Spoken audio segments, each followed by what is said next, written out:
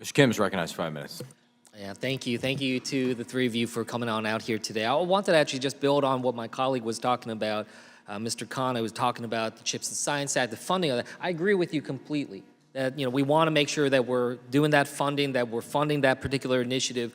But Mr. Evanina, you said something, I think it was kind of in response to what he was getting at, where you talked about this as sort of, you said something about the beginning of a bipartisan path or something of that nature. It sounded like you were saying that it's not only just about funding this particular initiative at this moment in time, but it sounded like you were saying that this should be a part of a broader trajectory. Is that correct? Could you elaborate on that? Congressman Kim, I do, and I believe that 20 years from now, we'll look back at this particular Chips and Science Act as the beginning of the new way forward to combat the CCP. As we talked about, the CCP does not have that Western view of bifurcation between government, private sector, and the corporate world. They are one, and then we look at it differently. So I think when you look at, if we're going to compete with them in semiconductors and technology, we have to be more willing to look at, yes, our morals and values and our norms, but also what's the best way for America to finance our capabilities technologically moving forward, and that is with that public-private partnership. Yeah, thank you. And Ms. Gorman, I want to bring you in on this because I was reading something in your remarks, and it sounded like you were talking about like there should be an iterative process, I think is the phrasing that you said. So I guess I just want to ask, do you agree with what he just said? Is there anything you'd like to build on?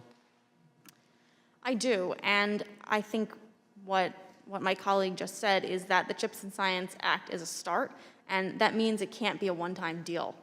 This bipartisan achievement did make a dent in the decades of chronic underfunding from public R&D, but these technologies, if we know anything, are not static.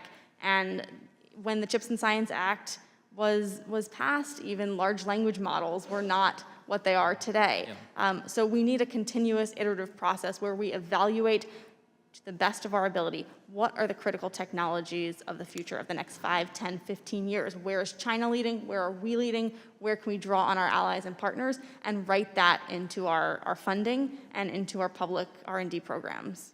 Well, thank you for that. And I think I wanted to add just that dimension on top of what my colleague was talking about, because absolutely we need to fund this particular iteration, this particular effort that's in front of us. But I really do hope that this is something that this committee can really dig into in terms of what role does investing in our own economy, investing in our own innovation play when it comes to this type of strategic global competition. And that's something that look, I recognize we have differences here. When it comes to the Chips and Science Act, this committee voted along party lines. Yeah, every single Republican on this committee voted against the Chips and Science Act. Every Democrat voted for the Chips and Science Act. So I get it. We have some differences here. But I really hope that we use and draw upon the expertise in front of us to try to figure out what form of this, what way can we try to come up with some type of agreement, and recognizing that it can't just be about trying to slow down China, trying to raise concerns about what their practices are, but also about investing in our own economy and our own businesses, our own efforts. And so I hope that, actually I wanted to just kind of use Mr. Wolf's words, because I just thought it was really illustrative here. So if you don't mind, I'd like to just quote you here. But you said, Americans must put our partisan differences aside to lead the globe in discovery and in influence. Congress can do this by quieting the shifting winds of annual scientific research funding and by affording academic institutions, small businesses, entrepreneurs, and investors the stability of compromise in service of the greater good. So I just wanted to say I really appreciated the way in which you're framing that. And I hope that this committee can engage in that kind of capacity and lift up into that kind of way. I want to just shift gears just for a final question. Ms. Gorman, we already talked a little bit about where AI is going, but in particular, it's something you said here, which is that you said we should encourage the United States to not emulate China's approach to innovation, but instead chart our own course. And one part of this I've been engaged is about privacy-enhancing technologies, whether or not that's something we should try to invest in significantly as an alternative to the concerns that we have on how China's using AI.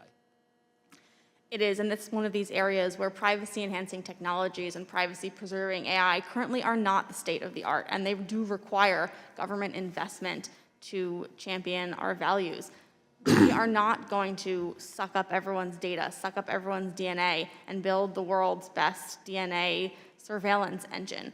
But we do need to find a way to train AI systems drawing on the world's and on our data. And privacy-enhancing technologies is one way to unlock some of these discoveries, to cure cancer. In breast cancer research, for example, there is an inability to train AI systems on mammography data that would unlock enormous potential in diagnostics for the simple reason that hospital systems don't share data with each other. Privacy-enhancing technologies would allow us to do that in a way that prioritizes our values, and that's why we launched an initiative with the UK to build on these technologies.